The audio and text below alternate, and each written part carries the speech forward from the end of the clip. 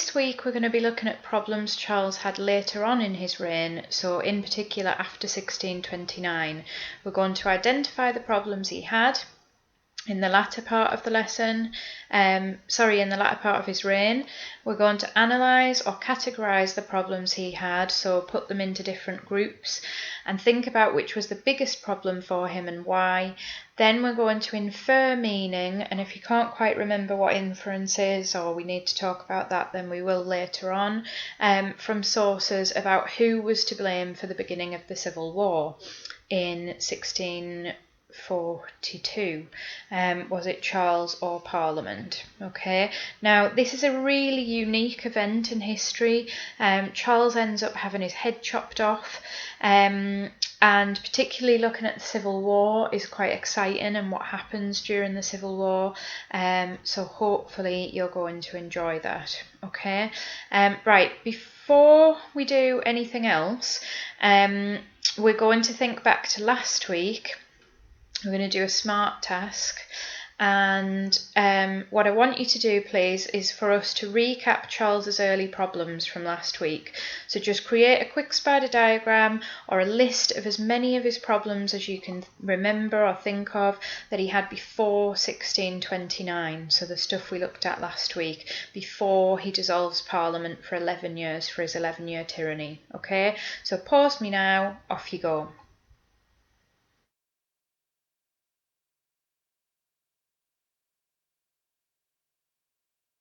And welcome back. So these are some of the things you might have written down that we talked about or covered in last lesson. So Charles's personality and his problems, kind of how they link together, and how he might have caused some of his problems. So he was shy with a stammer, bless him. He repeatedly dissolved Parliament or ended parliamentary sessions, which obviously didn't go down very well with Parliament. He was a very strong believer in the theory of divine right. Hopefully we can remember what that was. It was essentially a belief that he had been given his power from God and he was God's representative on earth, so he believed he was above the law. He wasn't very tall, bless him, so quite often in paintings he had himself painted larger than he was, or in the foreground, so the front of the picture, to make him look taller than he was. He was very arrogant, so, you know, full of himself. He waged war, so his foreign policy was not very peaceful. James, his father, had tried to be Rex Pacificus, so a peacemaker king, but Charles wasn't at all, and there was a failed expedition to La Rochelle, which was led by Buckingham, and that decision was made by Charles, so therefore quite a big problem for him, and obviously Parliament weren't happy about that because it wasted a lot of money. Parliament really disliked Buckingham. Okay, so there were some of the things that you could have had. Moving on to this week, okay, so we're going to watch a video clip and identify problems that Charles experienced after 1629. So these are Charles's later problems, and I guess you could be thinking about, well, are they similar to the problems he had prior to 1629? Are they different in any way? Are they the same sorts of problems? Are they to do with religion, politics, finances, social problems? And I just want you to do, please, a bullet point list or a spider diagram of Charles's problems after 1629. In March 1629, Charles dissolved Parliament for the third time in his 4-year reign. For the next 11 years, Charles ruled without a parliament. In some ways, he was a benign king and modernised the country. New roads were built, swamps were drained, a postal service started, and a proper attempt to find work for the unemployed was begun.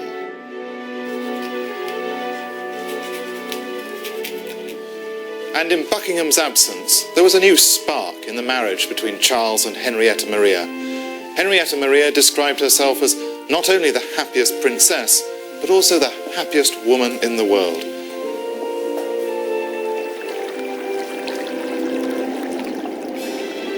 These were Charles's golden years. He was a great patron of artists and architects. He wanted to make London a new and imposing capital. Inigo Jones designed the banqueting house at Whitehall, bringing a new European style of architecture to London, reminiscent of imperial Roman buildings. The ceiling of Banqueting House was painted by Rubens and exalted Charles's kingly status. In one section, he's portrayed as a naked child, supported either side by the figures of England and Scotland. But the public resented Charles's extravagance. They complained of his squandering away many millions of pounds upon rotten old pictures and broken-nosed marbles. The criticism was not just about his spending habits. Many believed he was too arrogant and powerful. He needed taking down a peg or two. It was another of Charles's spending sprees that precipitated his downfall. Henry VIII's vandalism against the monasteries had left many great religious buildings in ruins. Now, at further great expense, Charles wanted to restore them. He put his Archbishop of Canterbury, William Laud, in charge. Laud also had a religious agenda. He wanted to unite the congregations of Scotland and England, and with Charles's support, introduced the English prayer book to Scotland. This would have acrimonious consequences. The Scots thought that Charles and his Archbishop were conniving to bring back Catholicism, and they were outraged. In churches up and down the country, there were furious riots. And the result was the Scottish Covenant, a declaration denouncing the Anglican prayer book to which the entire nation was invited to subscribe. Charles's chief advisor was Thomas Wentworth, who'd succeeded Buckingham. He believed the Scottish rebellion had to be crushed. This needed money, and money could only come via Parliament. So, in April 1640, after 11 years of silence, Parliament reassembled. Charles imagined that Parliament would regard his 11 years of rule as wise and benevolent and be generous with him. But he'd reckoned without the new leader of the House, John Pym, nicknamed the Ox on account of his stubborn powers of resilience. There had been a new tax under Charles to bolster up his navy, the so-called ship tax. Pym refused him any more money to crush the Scottish rebels until that tax had been abolished. Charles resorted to his usual gambit when faced with such effrontery. He dissolved Parliament. But with no other means of raising war funds, he was forced to recall it 6 months later. So, for the fifth and final time during Charles I's reign, Parliament met on the 3rd of November 1640. It was the beginning of a deadly struggle between King and Parliament. Pym set his sights on Thomas Wentworth, now the Earl of Strafford, the man who'd been responsible for persuading Charles to crush the Scottish rebels. On the 10th of November, Parliament arrested Strafford on a spurious charge of high treason and sent him to the Tower. Strafford was found guilty, but Charles's signature was needed to sign the final death warrant. It was Charles's perfect opportunity to acquire a scapegoat and avoid the blame himself. Charles refused, but then he was warned that the lives of his wife and his children were in peril if he stalled. So, reluctantly, he signed the death warrant, the tears streaming down his face. He would never recover from the guilt. "I have sinned against my conscience," he lamented.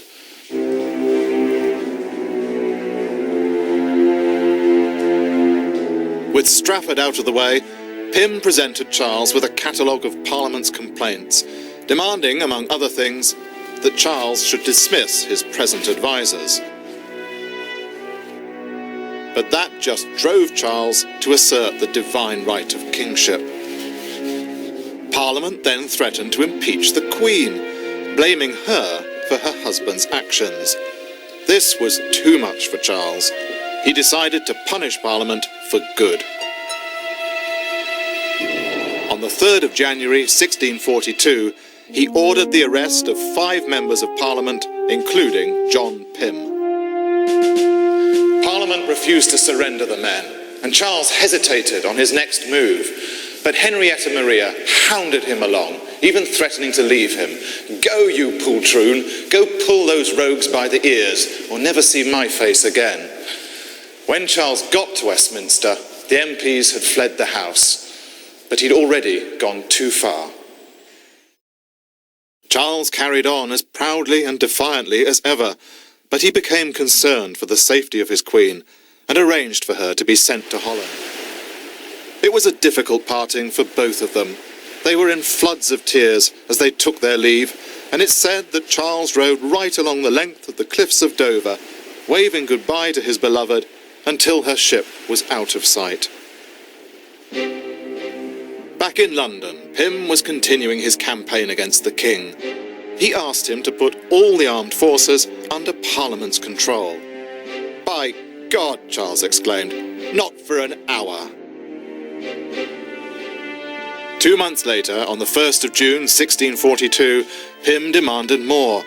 He wanted parliamentary control of the army, the church, royal children and law. He didn't want to get rid of Charles, but he did want to clip his power. When Charles rejected all his demands, Pym responded by enlisting an army. He never dreamt that Charles, too, would call up an army. On the 22nd of August, Charles and his supporters gathered in a field in Nottingham. The Commons and their troops were declared traitors. The royal flag was unfurled. Civil war had begun. Now, here are some of the things that you could have written down from watching the video clip. Some of Charles's later problems. He arrested or attempted to arrest 5 members of Parliament on the 3rd of January 1642. That obviously wasn't a very wise move, and it caused Parliament to be really quite annoyed with him and angry and feel like he'd overstepped the mark. We've also got Charles put William Laud, who was Armenian, in charge of religion. He introduced the Scottish Prayer Book, which caused riots and resulted in April in 1640 Charles having to recall Parliament. You've also got a very prominent figure, John Pym, who was leader of the House of Commons. He wanted rid of the means of finances that Charles had introduced during the 11-year tyranny, so things like ship tax and things that he'd done slightly illegally, which was, looking at it from Charles's perspective, he'd done that so that he had money, so he had funding to be able to go to war and do the various things he needed to do. But from Parliament's perspective, he was going above the law. He wasn't checking with them before he introduced new means of collecting taxes. The impeachment of Strafford was obviously a problem for him, caused him quite a lot of upset. There were lots of disagreements during this period between the King and Parliament over control of the armed forces. For example, both sides gathered an army in the end, and civil war ends up being declared in August 1642. You've got members of the public criticising Charles over his arrogance and his overspending. They felt particularly his spending on the arts and things like that was unnecessary. And tit for tat throughout this period between the King and Parliament. So you just had it kind of going backwards and forwards. Parliament wanting something to happen before they would allow Charles to do something. Charles wanting Parliament to do something before he would agree to do something. So Charles needed to amend things from Parliament's perspective, but Charles needed money. There was refusal to grant money from Parliament to the King with the war with Scotland until ship tax was abolished, so Charles ends up dissolving Parliament and it goes on, okay? But what we should keep in mind is there were actually a lot of positives up to 1640, so from like 1629 to 1640 when he had his personal rule or 11-year tyranny. A postal service was started. There were attempts made to create jobs for people. His marriage improved, and Charles was a patron of the arts and thought culture was really quite important. Okay, so there's some of the things that you could have written down. Moving on to the next task. So we're going to see if we can categorise Charles's problems or put them into different groups. So the first two that we'll look at are earlier problems, I would say, but the rest of the information is from later on in his reign. So I've chosen 3 possible categories or groups you could put his problems into: religion, politics, or finances. So religion is obviously anything to do with the church, Catholics, Protestants, things like that. Political is to do with the running of the country, the government and parliament, and financial is anything to do with money, essentially. So Charles's overspending or his interference with taxes, things like that. Okay, so can we categorize his problems? The first problem I'm going to look at with you and tell you which category it would fit into. If you do find that you create any of your own categories or that some of the problems fit into more than one category, that's absolutely fine, and you should probably find that that's the case. Hopefully completing this task will help you to work out which was Charles's biggest problem and help you to kind of have some evidence to explain which you think was his biggest problem and why. Okay. When you do this activity, you can use the problems that are on this slide and the next few slides. You could print those out because they will be attached in the PowerPoint to the assignments. You could highlight them in different colours and use a key for the different categories. You could do it on the computer, or you could create a table, or even 3 separate spider diagrams, to be honest: religion, politics, finance, and anything else you might think of, and just copy the information down. Okay, so the first piece of information tells us that in 1625 Charles marries a French Catholic princess called Henrietta Maria. Now that is religion, I would say, as a problem. You could possibly have foreign policy, so like relations with other countries, as a problem if you wanted to. That certainly does cause Charles a problem with Parliament, because they're very suspicious of the fact that his wife is Catholic and the fact that she is allowed to worship as a Catholic, and so on. Okay, so I would say it's mainly religion, but you could also fit it into foreign policy or dealings with other countries. I'm not going to tell you the answer to any others. You're going to work that out for yourselves. So the next one: Parliament mistrusted Charles's main advisor, Buckingham. In 1626, Parliament tried to punish him for mucking up a navy attack against Spain. Charles sent 2 MPs to prison because of this, and Parliament would have seen that as overstepping the mark. In 1629, Charles closed down Parliament and ruled on his own for 11 years until 1640. So is that religious, political, or financial? In April 1640, Charles recalled Parliament and asked them to pay him some money. They said they would not, and unless he stopped Archbishop Laud's changes to the church. So this is William Laud, who was sort of Charles's main man in charge of religion, his archbishop, who was Armenian. So that obviously caused a few issues because most of the people in Parliament who were Protestant weren't happy about the changes he made. So guess what? Charles shuts Parliament down. In November 1640, Parliament present Charles with some demands. They wanted some of his advisors sacked, they wanted Laud's church reform stopped, and they wanted the king to agree that only Parliament could collect taxes. Finally, in the summer of 1641, Charles gave in to some of Parliament's demands. Ship money was made illegal, and it was agreed that Parliament had to meet at least every 3 years. Obviously, Parliament would want that to happen so that they could check on Charles and make sure they were happy with whatever he was doing. Okay, next lot of problems. In November 1641, something called the Grand Remonstrance was passed by Parliament. It was a document that demanded that Charles only employ advisors that Parliament trusted.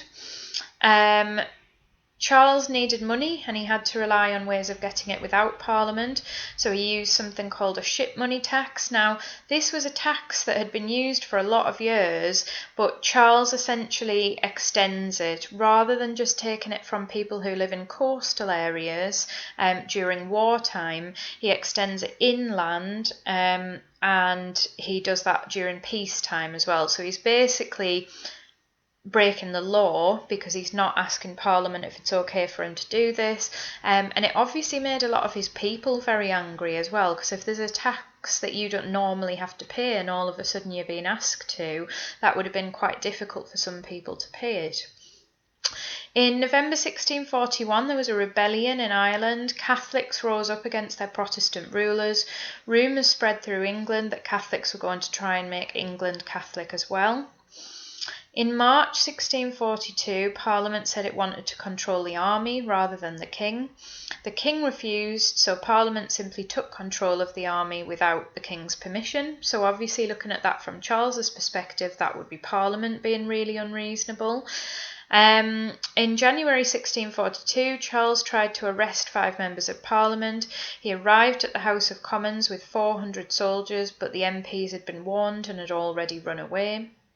In 1637, the Scottish rebelled against the new prayer book that Charles and Archbishop Laud wrote for them. It was crazy times, to be honest. People were kicking off in Edinburgh Cathedral, they were throwing stools and things and really not happy at all. So the Scottish rejected any services that seemed too Catholic in nature. There were riots and people refused to pay taxes. Right, the final group of problems. So we've got, in the 1630s, Archbishop Laud, who worked for Charles I, decided to write laws that allowed churches to be decorated with ornaments and beautiful things, and many people thought this brought the church closer to being Catholic. In February 1642, Parliament voted to throw bishops out of Parliament. Some politicians worried that this was a step too far. And finally, in June 1642, Parliament passed something called the 19 Propositions. Now, this was essentially a list of methods of control, ways they wanted to try and control Charles and stop him from doing anything again like his 11 years tyranny. So it was a list. These included that Parliament should control the army, they should control the education of the king's children, they should appoint all the king's advisors, and laws against Catholics must be strictly enforced, because obviously they were worried that Charles was becoming Catholic, or he was going to make the country Catholic. So pause me if you need to, if you haven't really had a chance to categorise them yet. If you've been doing it as I've been reading through them, that's great. Otherwise, pause me now. But now that we've placed Charles's different problems or groups into categories, I'd like you to write a paragraph, and this is assignment 1. I'd like you to write a paragraph which answers the question, which was Charles's biggest problem and why? I want you to use support and evidence, so use the information we've been looking at over the last few slides, add in key dates, events, key individuals to support your line of argument. So essentially, you're answering which was Charles's biggest problem and why.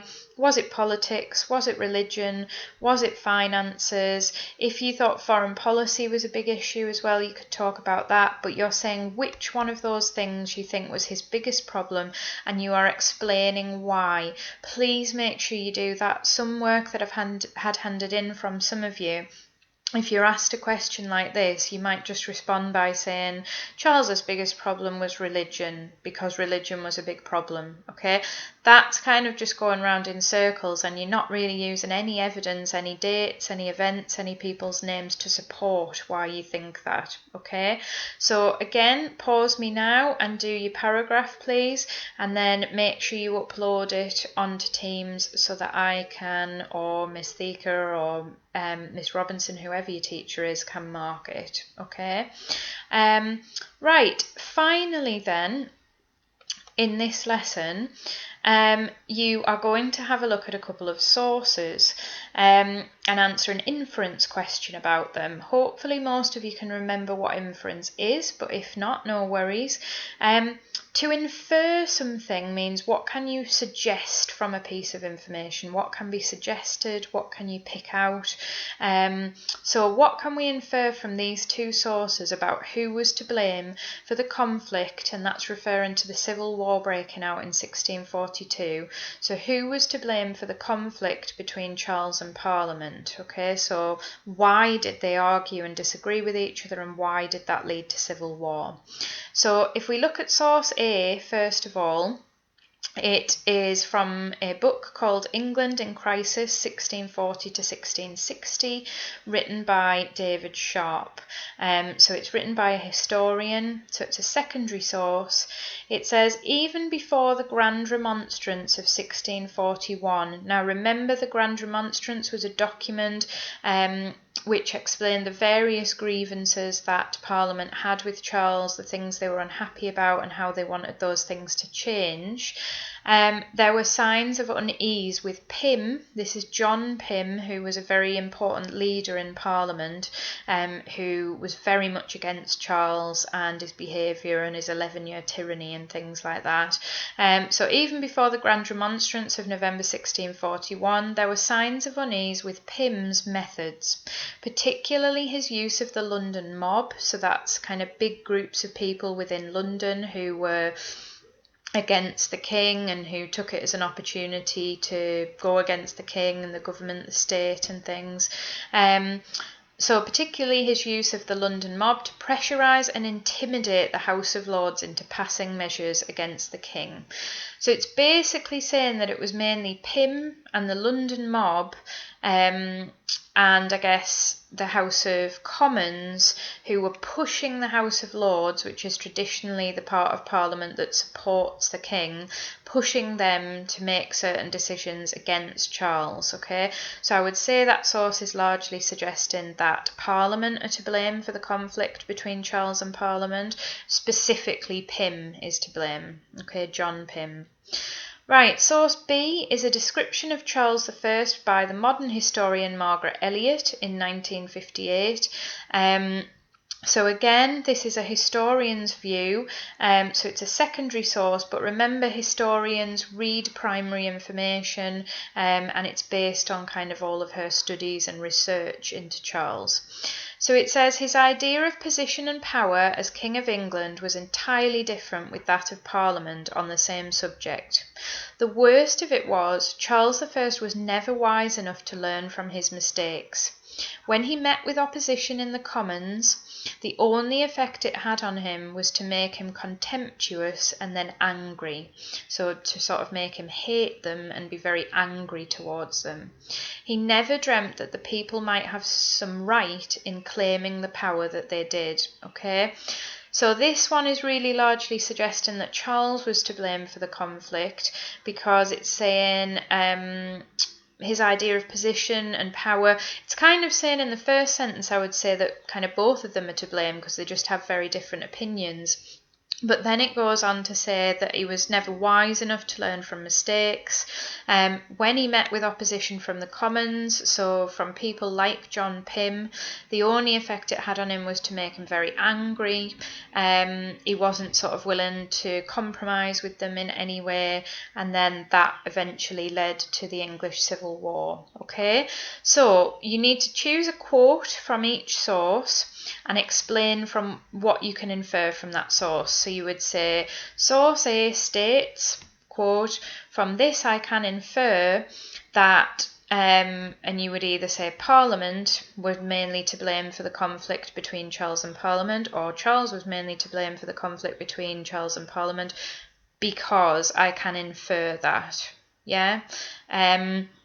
And then you do exactly the same for source B. So source B states that you have a quote. You can say, from this I can infer that Charles was mainly to blame for the conflict between him and Parliament because, and that's all you need to do. Okay, so this is assignment 2, so make sure you get that done, please, and again upload it onto Teams.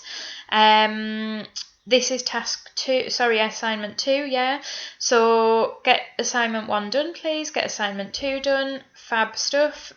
Thank you so much to those of you who are still working really hard. I've already said this to my Year 7 class, but it's really easy to be unmotivated at the moment, I think, because we're all away from each other.